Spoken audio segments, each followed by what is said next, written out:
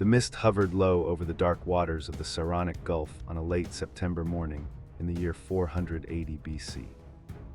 Thousands of wooden oars cut through the silence as the massive Persian fleet maneuvered into position to crush the last resistance of the Greek city-states. The air was thick with the salt spray and the palpable fear of the outnumbered Greek sailors who waited in the narrow straits.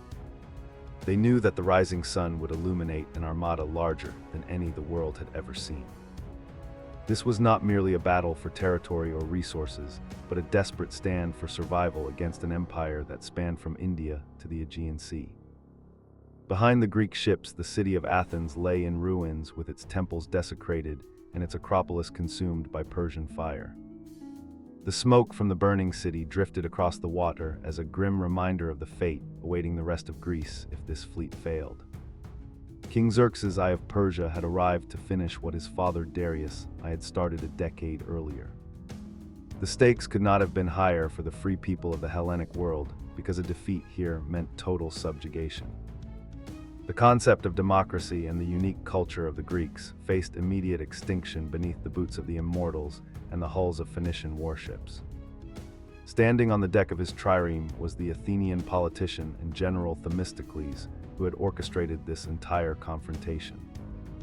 He was not a warrior king like the Spartan Leonidas I who had perished at Thermopylae weeks earlier, but a man of cunning intellect and foresight. Themistocles had spent years convincing his fellow Athenians to invest the silver from the mines at Laurion into building a massive fleet of wooden walls. He understood that the only way to defeat the Persian war machine was to negate their numerical advantage by forcing them to fight in confined waters.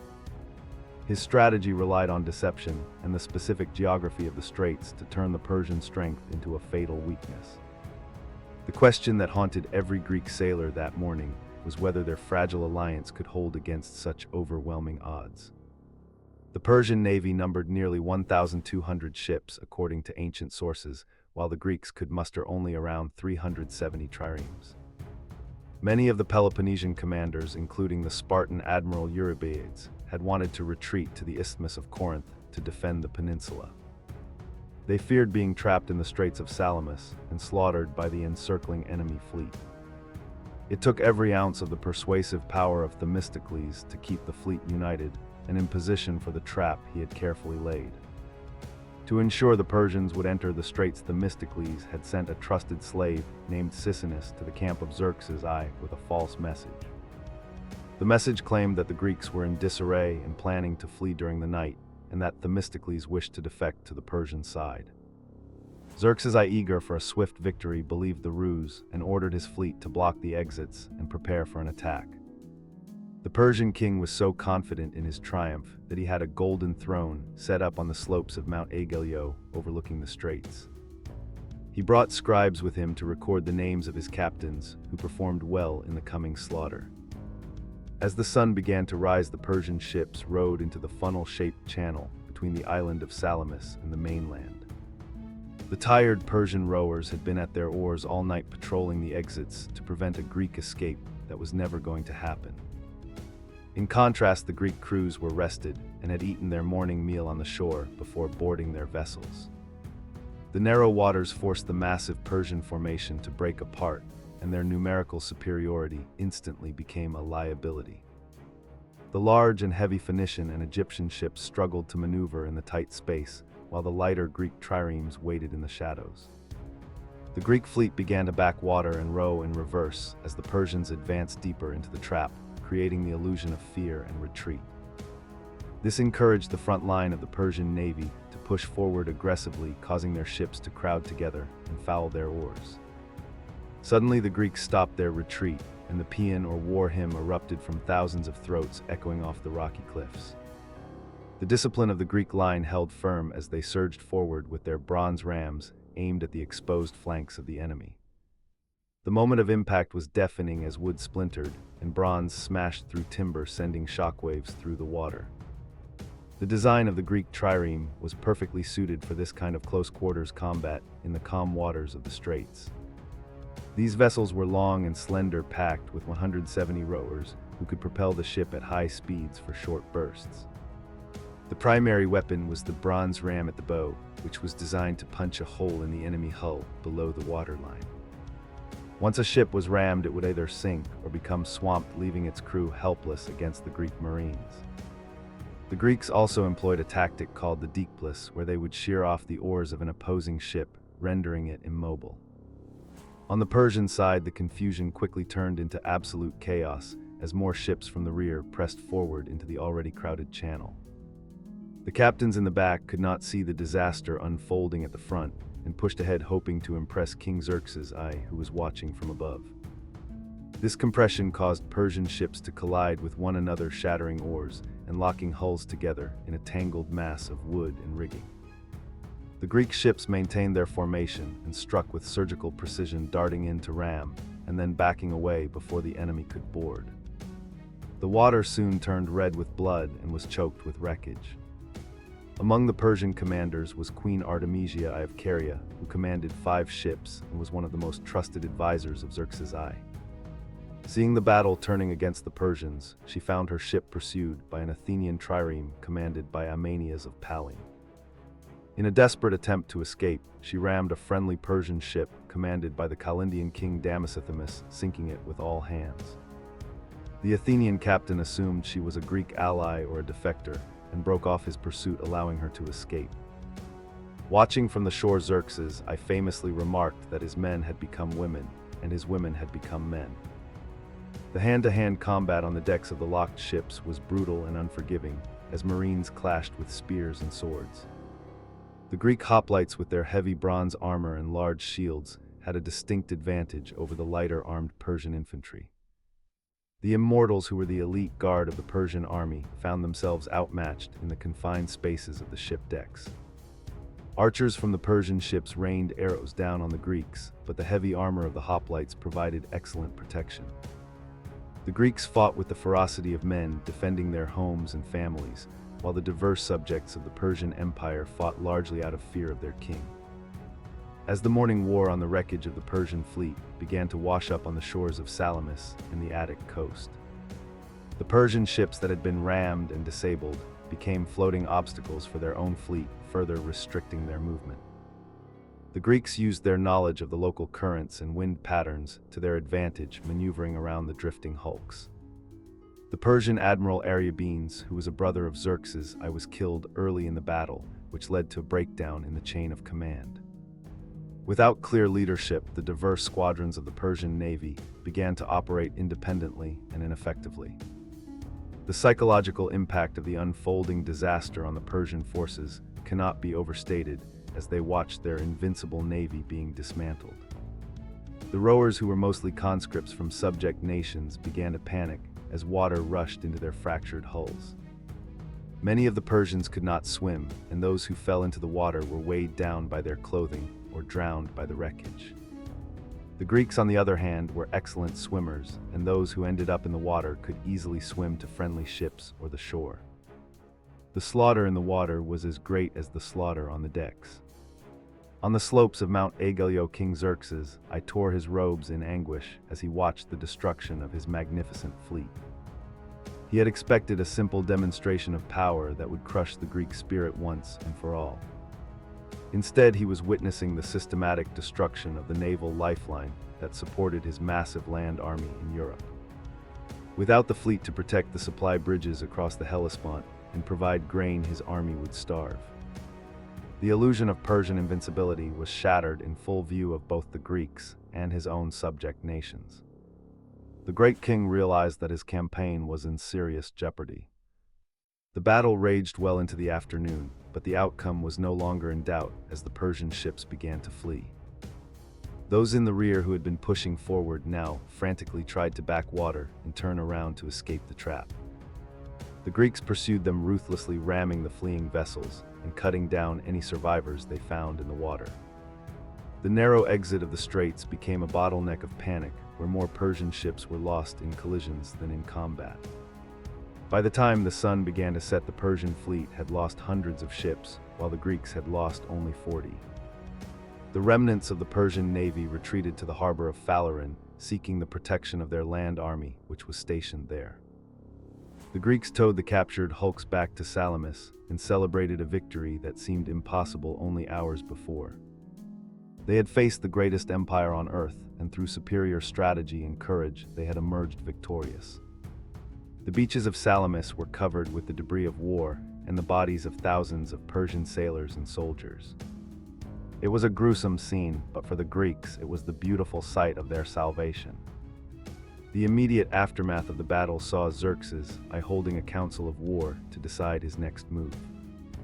He feared that the Greeks would sail to the Hellespont and destroy the pontoon bridges, trapping his army in Europe. His general Mardonius offered to stay behind with a select army to complete the conquest of Greece, while Xerxes I returned to Asia. The king accepted this offer and began the long retreat back to Persia with the bulk of his forces. The threat of total conquest had been averted, but the war was not yet over as Mardonius remained a dangerous threat. The victory at Salamis had a profound effect on the morale of the Greek city-states and solidified the leadership of Athens. The Athenians had sacrificed their city to the flames, but their navy had saved all of Greece from slavery. Themistocles was hailed as a hero throughout the Greek world and was even given honors by the Spartans. The alliance between the disparate city-states, which was often fragile and prone to infighting, had held firm when it mattered most. This unity in the face of a common enemy became a defining moment in the development of a pan-Hellenic identity.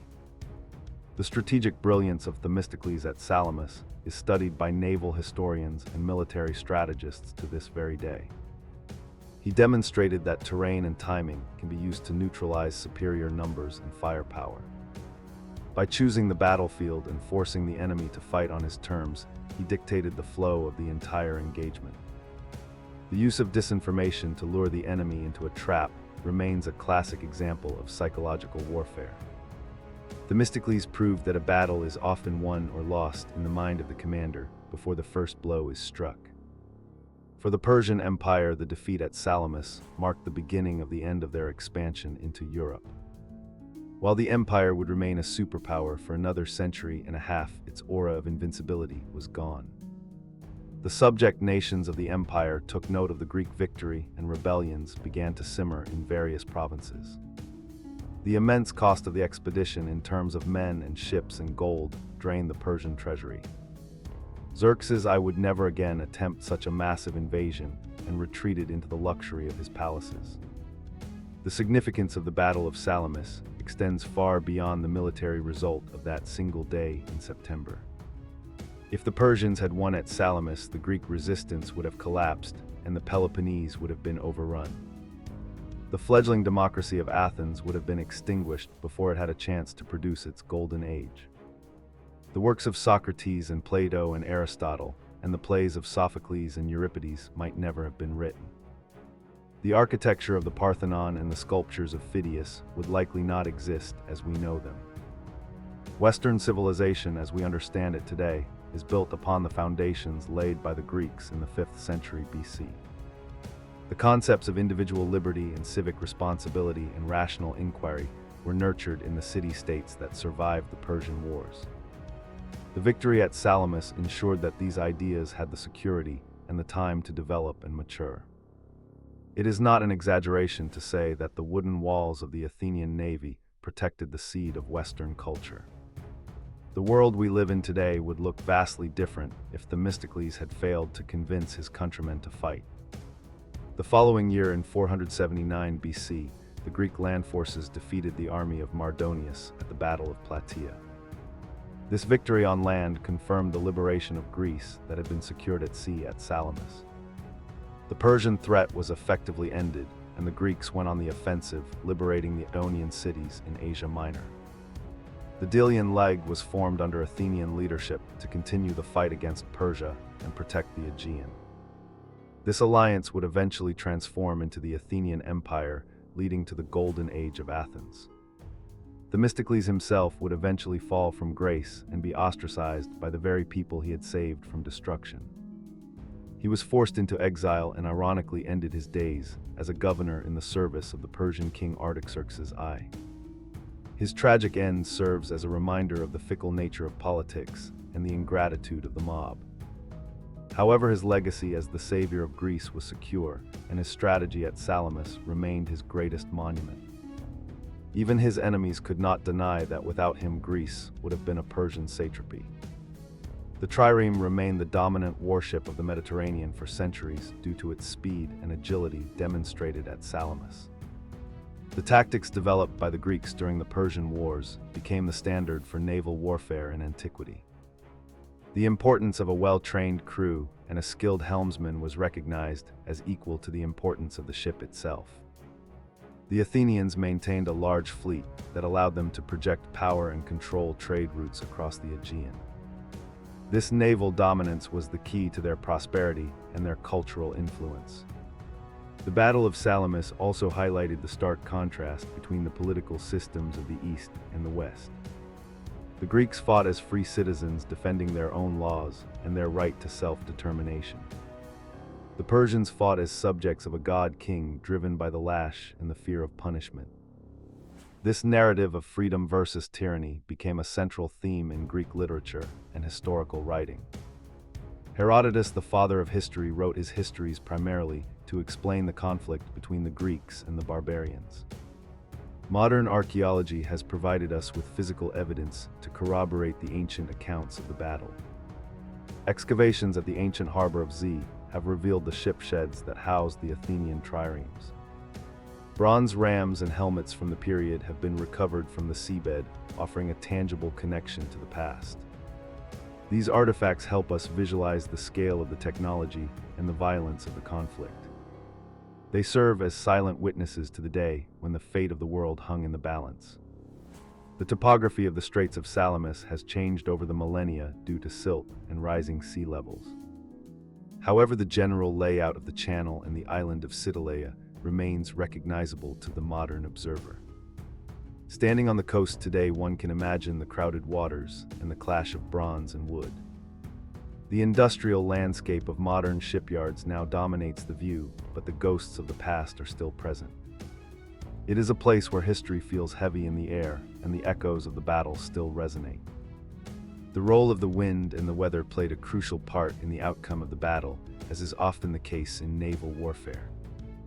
Themistocles knew that a strong afternoon breeze often blew into the straits, making the water choppy. The low-profile Greek ships were less affected by this roughness than the high-sided Persian vessels. This environmental knowledge was a key component of the Greek strategy and added to the difficulties of the enemy. It was a classic example of using the environment as a force multiplier. The legacy of Salamis is also a testament to the power of unity in the face of existential threats. The Greeks were notoriously divided and often fought wars against each other over land and honor. Yet when faced with total annihilation, they were able to put aside their differences and fight as one people. This ability to unite in a crisis is a recurring theme in the history of successful nations. It serves as a lesson for future generations about the necessity of cooperation for survival. The cultural memory of Salamis became a cornerstone of Athenian identity and was celebrated in festivals and art. The playwright Aeschylus, who fought in the battle, wrote The Persians, which is the oldest surviving play in history. It depicts the reaction of the Persian court to the news of the defeat and offers a surprisingly sympathetic view of the enemy. This play was performed in the theater of Dionysus beneath the Acropolis only 8 years after the battle. It allowed the Athenians to process the trauma and the glory of their victory. As we look back at the Battle of Salamis from the vantage point of the 21st century, its importance remains undiminished. It was a hinge point in history where the door to the future swung in a specific direction. The survival of Greek culture ensured that the Romans who emulated the Greeks would transmit that heritage to Europe. The Renaissance and the Enlightenment and the modern democratic state all trace their lineage back to this victory. We are all, in a sense, the heirs of the men who rode at Salamis. The story of the battle is also a reminder that history is not determined by inevitable forces, but by human agency. The decisions made by individuals like Themistocles and Xerxes I had consequences that rippled through centuries. If Themistocles had not advocated for the navy, or if Eurybiades had ordered a retreat, the world would be different. It highlights the weight of leadership and the impact that a single mind can have on the destiny of millions. It is a celebration of human ingenuity and the will to resist against all odds. The naval victory at Salamis was the turning point that saved Western civilization from being strangled in its cradle. It proved that a society of free citizens could defeat the coerced masses of an autocracy. It preserved the intellectual and artistic spark that would eventually ignite the entire Western world. The wooden walls of Athens held firm, and behind them the future of humanity was kept safe. As the sun set on that blood-stained water, the course of human history had been irrevocably altered by the courage of a few. The echoes of the crashing hulls and the cries of victory still whisper to us across the millennia, reminding us that even the mightiest empires can fall.